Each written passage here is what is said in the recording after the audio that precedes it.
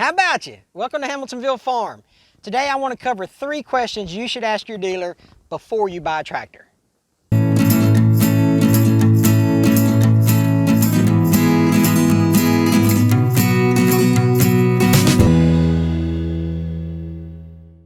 Welcome back to Hamiltonville Farm.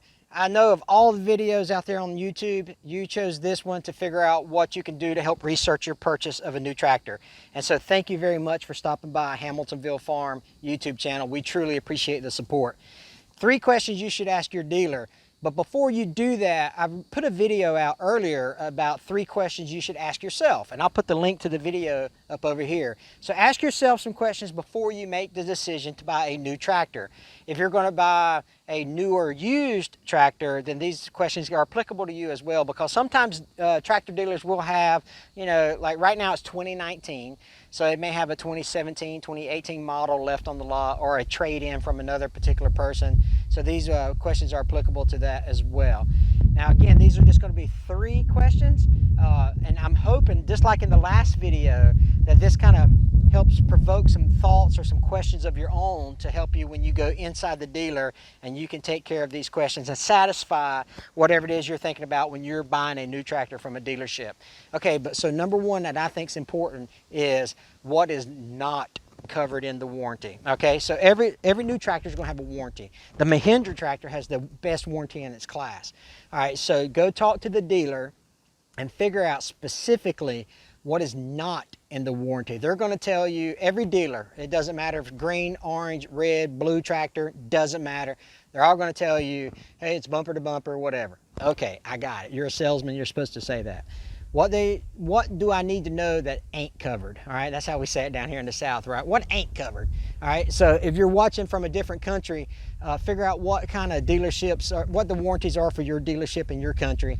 But I think about things like, okay, I live 45 miles from my dealership. All right, I've got one to the south of me and one to the northeast of me. But if I was to ask my dealer, hey, I got some warranty work that needs to be done, you need to ask them, do you charge to come pick up my tractor and then take it back to your shop to complete that warranty work? A transport fee. Some people will give you like, okay, up to 50 miles, or the first time is free, or whatever, I'll waive it for the first time. Think about how much is it going to cost you. If you don't have a trailer to transport your own tractor back to the dealership, then you need to ask them, if something breaks on my tractor, how much do you charge me to come and get the tractor, take it back to the shop, then start completing the warranty work? Because sometimes dealers will charge for that, sometimes they won't. Maybe they'll give you the first one free, like I said earlier. And then once you get the tractor to the shop, when they start the warranty work, what kind of hidden fees are they? Is there a shop fee? Is there a diagnostic fee? Is there an admin fee? Is there a clerical fee? Is there a oil disposal fee? So think about all these fees that are not, and it's real important. If I stress it like that, it's real important, right? So just think about, what are all the hidden fees associated with the warranty work? Because let's say your axle breaks, whatever, right? Let's say your axle breaks, that's covered under your warranty. They have to come pick up your tractor, they take it back to the shop, replace the axle, you get it back. And then you get a bill for $400. And you're like, hey, wait a minute, that's covered under warranty. Oh yeah, but we charged you to come get it. We charged you to put the oil that we had to put back in the front axle. We charged you for, so just think about stuff like that. And so that's a very, very important question that you need to ask your dealer. What is not covered under my warranty? And that will be your first question. Let's go to question number 2 right quick. Now that you've got all the particulars ironed out about the warranty and what is not covered under the warranty, now you got to figure out, what does the tractor actually do? You decided to buy a new Mahindra. How is it compared to the other tractors in its weight class? Because you know what the projects are, because you've watched my earlier video and you've answered that question. What are the projects I'm going to be using this tractor for? Am I going to be lifting things? Am I going to be dragging things? Am I going to be pulling things? How does Mahindra compare to the competitors in its weight class? I've got a 40 horsepower tractor in the Mahindra 4540, and it punches above its weight class. All right, it's in the 60 horsepower as far as lifting capacity and dragging, towing, and your 3-point lift hitch capacity. So think about that. How much does this tractor weigh compared to the other competitors in its class? Some other tractors are not as heavy as the Mahindra brand. That added weight helps with lifting capacity.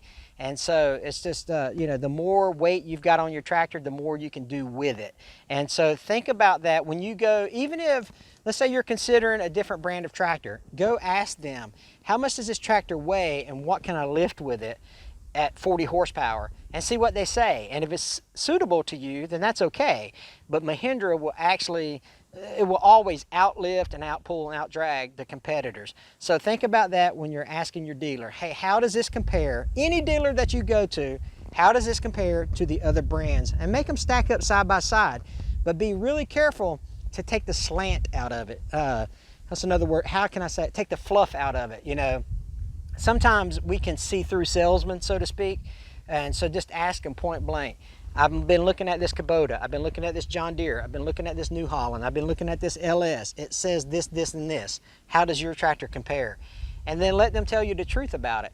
And then you'll get the answer, and then you'll make a decision based on whatever answer they give you. That's number one. And number two, let's move on to number three. The third question you need to ask your dealer is, how long have you been around?